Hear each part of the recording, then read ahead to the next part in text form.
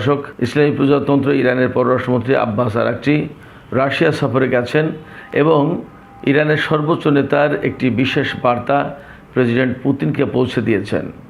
আব্বাস আরাকচিকে স্বাগত জানিয়ে president Putin বলেছেন, ইরানের স্বাধীনতা সার্বভৌমত্ব রক্ষার জন্য ইরানি জনগণের স্বার্থে মধ্যপ্রাচ্যের এই সংঘাতময় প্রেক্ষাপটে ইরানের জনগণের জন্য যা করা দরকার রাশিয়া তাই করবে। এখানে প্রশ্ন হচ্ছে যে আব্বাস আরাকচি ইরানের সর্বোচ্চ নেতার পক্ষ থেকে কি এমন বার্তা পৌঁছে দিলেন যার প্রেক্ষাপটে প্রেসিডেন্ট পুতিন এই কথা বললেন। এদিকে জার্মানির চ্যান্সেলর ফ্রেডেরিক মের্জ তিনি বলেছেন, ইরান পুরো একটি জাতিকে অপমানিত করছে। ইরানের নেতৃত্ব, বিশেষ করে আইআরজিসি, একটি জাতিকে মারাত্মকভাবে অপমানিত করছে। এই জাতিটা আর কেউ না, এই জাতিটা একমাত্র আমেরিকান জাতি। ইরানের নেতৃত্ব কিভাবে আমেরিকার জাতিকে অপমান করছে, এমন প্রশ্ন স্বাভাবিকভাবেই ওঠে। এছাড়া অনেকেই আমাকে প্রশ্ন করে থাকেন ব্যক্তিগতভাবে যে ইরানের নেতৃত্বের মধ্যে নাকি এই মুহূর্তে ফাটল এবং অন্যতম প্রধান আলোচক বাকের কলিবফ নাকি আলোচক দল থেকে পদত্যাগ করেছেন এবং আইআরজিসির সাথে নাকি সৈয়দ আব্বাস আরাকচির মতবিরোধ চলছে। আসলে ঘটনা কি? একই সাথে আর একটা বিষয় এই ভিডিওতে আমি আজকে আলোচনা করব, সেটি হচ্ছে ইরান নতুন করে আমেরিকাকে কিছু প্রস্তাব দিয়েছে পাকিস্তানের মাধ্যমে। এই প্রস্তাব বিবেচনা করবে এখন আমেরিকা। ওপাশে যুদ্ধের প্রস্তুতিও নাকি ইরান নিচ্ছে। তাহলে আসলে হতে যাচ্ছে কি? ইরান এবার কি দিয়েই বা চমক দেখাবে? সুপ্রিয় দর্শক, এই যে বিষয়গুলো বললাম, এই বিষয়গুলো নিয়েই এখন আলোচনা। আশা করি আলোচনা ভালো লাগবে এবং আপনারা সবাই ভিডিওর শেষ পর্যন্ত থাকবেন। আর আলোচনা যদি ভালো লাগে লাইক, কমেন্ট, শেয়ার করবেন এবং চ্যানেলটি সাবস্ক্রাইব করে সাথেই থাকবেন। দর্শক, চলুন বিস্তারিত আলোচনায় চলে যাই। প্রথম আলোচনা ছিল যে বিষয়টি নিয়ে কথা বলার কথা, সেটি হচ্ছে ইসলামী প্রজাতন্ত্র ইরানের পররাষ্ট্রমন্ত্রী সৈয়দ আব্বাস আরাকচি তিনি রাশিয়া সফরে গেছেন। রাশিয়া সফরে যাওয়ার প্রেক্ষাপটটা কি খেয়াল করেছেন তো নিশ্চয়ই। তিনি সর্বপ্রথম গিয়েছিলেন শুক্রবার রাতে পাকিস্তানে, সেখান থেকে শনিবার সন্ধ্যায় ওমানে, সেখান থেকে পরের দিন বিকালের দিকে পাকিস্তানে আবার ফিরে এসেছেন। পাকিস্তানে অল্প সময় থেকে তিনি আবার রাশিয়ার উদ্দেশ্যে রওনা হয়েছেন। রাশিয়াতে 27 এপ্রিল অর্থাৎ আজকে ভোর 5টার দিকে তিনি পৌঁছেছেন সেন্ট পিটার্সবার্গে এবং সেখানে তিনি প্রেসিডেন্ট পুতিন এবং রাশিয়ার পররাষ্ট্রমন্ত্রী সের্গেই ল্যাভরভের সঙ্গে বৈঠক করবেন বলে কথা রয়েছে। এরই মধ্যে দেখা সাক্ষাৎ হয়েছে। এখানে তিনি কি কি করলেন এবং রাশিয়ার পক্ষ থেকে কি কি করা হলো সেটা একটা ইন্টারেস্টিং ব্যাপার। তারপরে কি বার্তা পৌঁছালেন এবং কি আলোচনা হলো সে সমস্ত নিয়ে অল্প একটু কথা বলবো।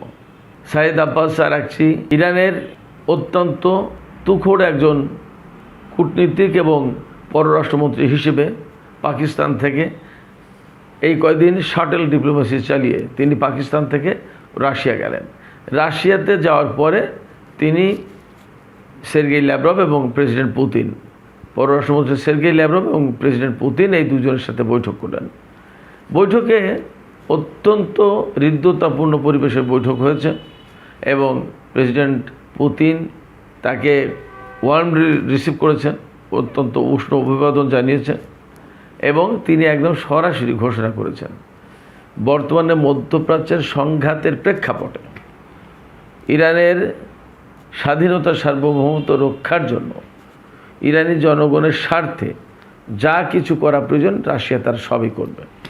একদম পরিষ্কার ঘোষণা। যারা অনেকেই এই ভিডিওতেই অনেকেই হয়তো কমেন্ট করেছেন প্রথম দিকে, কৌশলগত যে সমস্ত অবস্থান রয়েছে সেদিকেও যদি তাকায় তাহলে রাশিয়া এবং চীনকে ইরানের পাশে থাকতে হয়। তো সেই জায়গা থেকে এখন রাশিয়ার পক্ষ থেকে যে বক্তব্য দেওয়া হলো তা তো একদম পরিষ্কার, একদম পরিষ্কার। এবং আমরা যুদ্ধ চলাকালীন, যখন যুদ্ধ চলছিল তখন রাশিয়ার পররাষ্ট্রমন্ত্রীর বক্তব্য শুনেছি এবং ইরানের পররাষ্ট্রমন্ত্রীর বক্তব্যও শুনেছি। রাশিয়া ইরানকে হেল্প করছে কিনা এ ব্যাপারে ইরানের পররাষ্ট্রমন্ত্রী পরিষ্কার করে সাংবাদিকদের বলেছিলেন যে তাদের সাথে আমাদের একটা কৌশলগত চুক্তি আছে এবং 25 বছর মেয়াদী চুক্তির পাশাপাশি দীর্ঘদিনের একটা ঐতিহাসিক সম্পর্ক রয়েছে। এই জায়গা থেকে রাশিয়া ইরানকে হেল্প করতেই পারে এবং যে চুক্তি রয়েছে সেই চুক্তির আওতায় অনেক সহযোগিতার কথা, সেক্ষেত্রে হেল্প করতে পারে। সাংবাদিক তাকে জিজ্ঞেস করেছিলেন সামরিকভাবে কোনো হেল্প করছে কিনা, তিনি তখন বলেছিলেন যে এই বিষয়টা তো সামরিক ব্যক্তিত্ব যারা, সামরিক লিডারশিপ যারা, অর্থাৎ মিলিটারি লিডারশিপ তারা জানে, তারা বলবে। এই বিষয়ে মার্কিন সংবাদ মাধ্যমের পক্ষ থেকে রুশ পররাষ্ট্রমন্ত্রী সের্গেই ল্যাভরভের কাছে জিজ্ঞেস করা হয়েছিল। তিনি বলেছিলেন ইরানের সাথে আমাদের বন্ধুত্বপূর্ণ সম্পর্ক, অংশীদারিত্বের সম্পর্ক, তাকে আমরা যে কোনো ধরনের সহযোগিতা করতেই পারি, দিতেই পারি, সো হোয়াট, কী হয়েছে তাতে? একেবারে এইভাবে বলেছিলেন, আমরা করতেই পারি, তা কি হয়েছে? তো সেক্ষেত্রে আমেরিকার আর কিছু বলার নেই।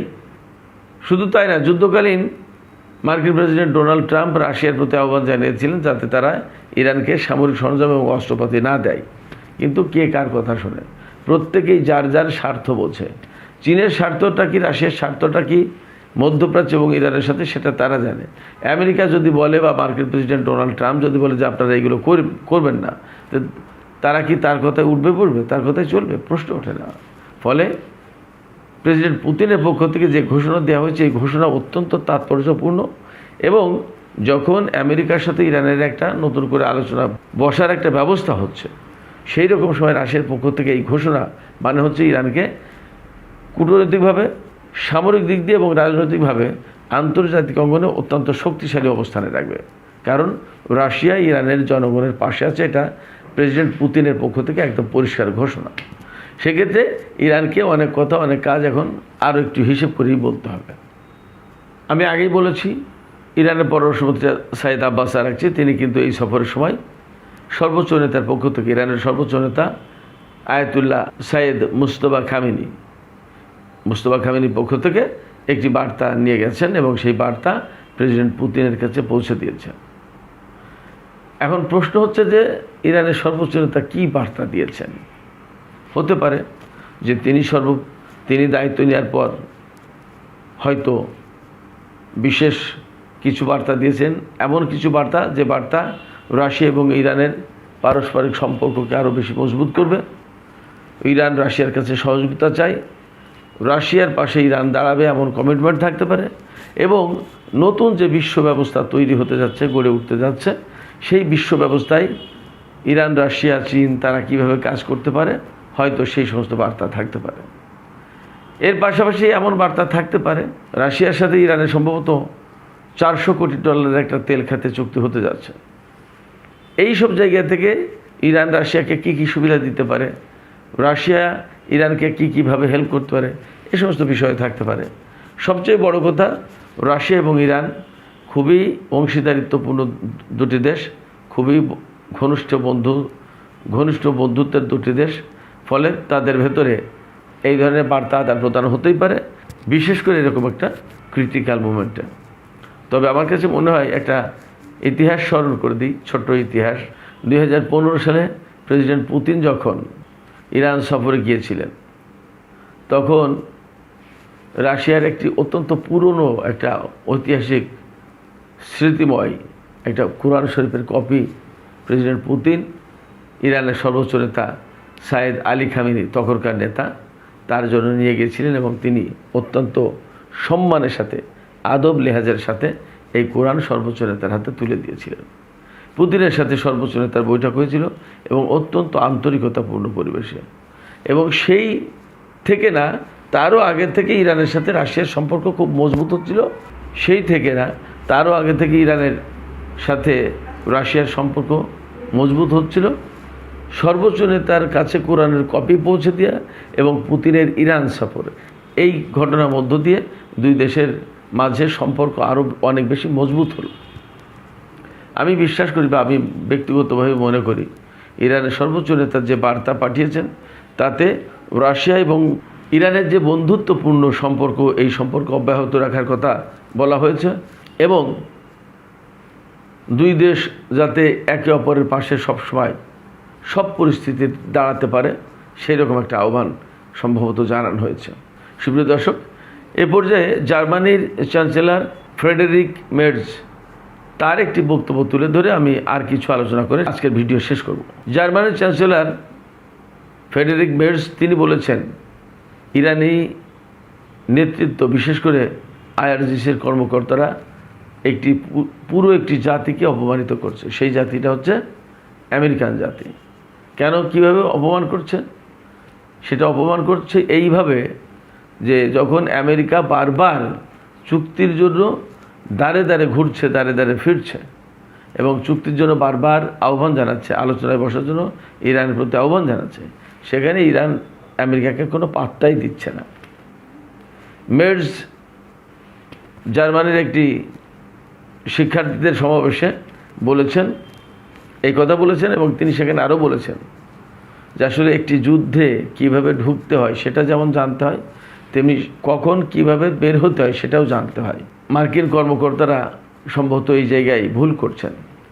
তাদেরকে ইমিডিয়েটলি এই যুদ্ধ থেকে বের হয়ে আসার দরকার এবং তাদেরকে সেই ব্যবস্থা নিতে হবে। তিনি একথা বলেছেন। ফ্রেডেরিক মের্জ একথাও বলেছেন যে এই যুদ্ধের দ্রুত অবসান হওয়া দরকার, কারণ এই যুদ্ধের কারণে জার্মানির অর্থনীতি মারাত্মকভাবে ক্ষতিগ্রস্ত হয়েছে, মারাত্মকভাবে। এই পর্যায়ে আমরা বুঝতেই পারছি যে ইরান কতটা শক্তিশালী এবং শক্ত অবস্থান নিয়েছে, যার কারণে এখন জার্মানির মতো একটা দেশ আমেরিকার পক্ষে কথা বলছে এবং সে বলছে যে আমেরিকাকে ইরান অপমান করছে। ঘটনা তো সত্যি তাই। ইরান পাত্তাই দিচ্ছে না আমেরিকাকে, একেবারে পাত্তাই দিচ্ছে না।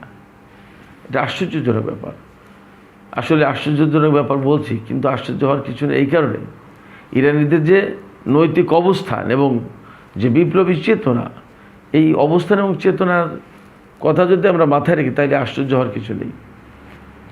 বিকজ ইরান সবসময় বলেছে আমেরিকার সাথে কোনো আপোষ হবে না, যত নিষেধাজ্ঞা দিক, যত প্রতিকূল পরিস্থিতি তৈরি করুক, এটা ইরান ওভারকাম করার চেষ্টা করবে।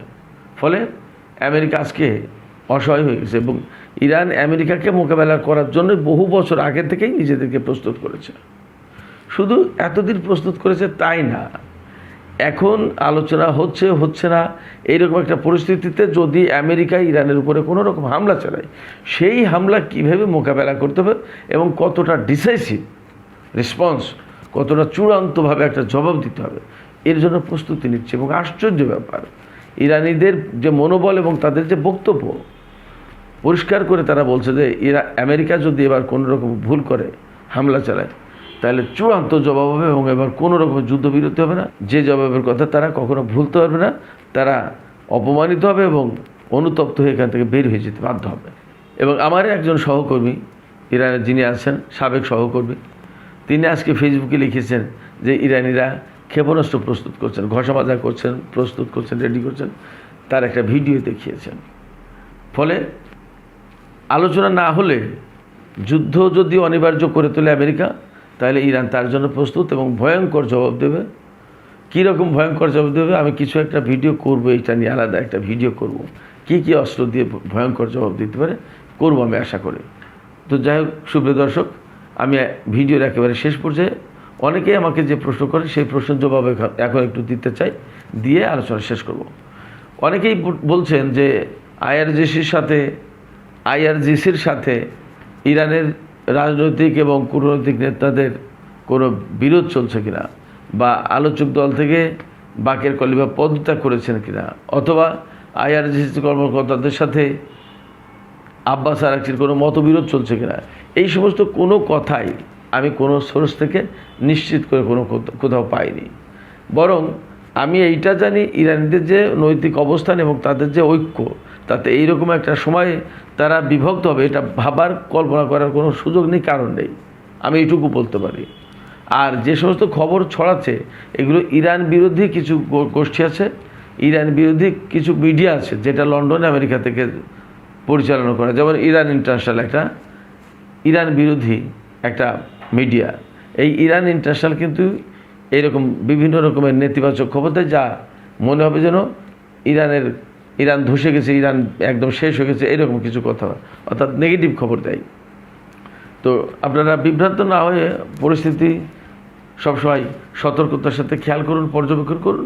আর আমি ব্যক্তিগতভাবে আপনাদেরকে তো সঠিক এবং বিশুদ্ধ পরিশুদ্ধ খবর পরিবেশন করার চেষ্টাই করব। তো সুপ্রিয় দর্শক, আলোচনা শেষ করব। আলোচনা শেষের আগে আপনাদের কাছে একটা প্রশ্ন করি, আপনাদের কাছে কি মনে হয় রাশিয়া যে বক্তব্য দিল যে কোনো পরিস্থিতিতে ইরানি জনগণের স্বার্থে তারা ইরানের পাশে থাকবে, আপনাদের কি মনে হয় যে রাশিয়ার এই কথায় আস্থা রাখা যায়? আপনাদের মতামত কমেন্টে জানাতে পারেন। আর ভিডিও ভালো লাগলে লাইক, কমেন্ট, শেয়ার করবেন এবং চ্যানেলটি সাবস্ক্রাইব করে সাথেই থাকবেন।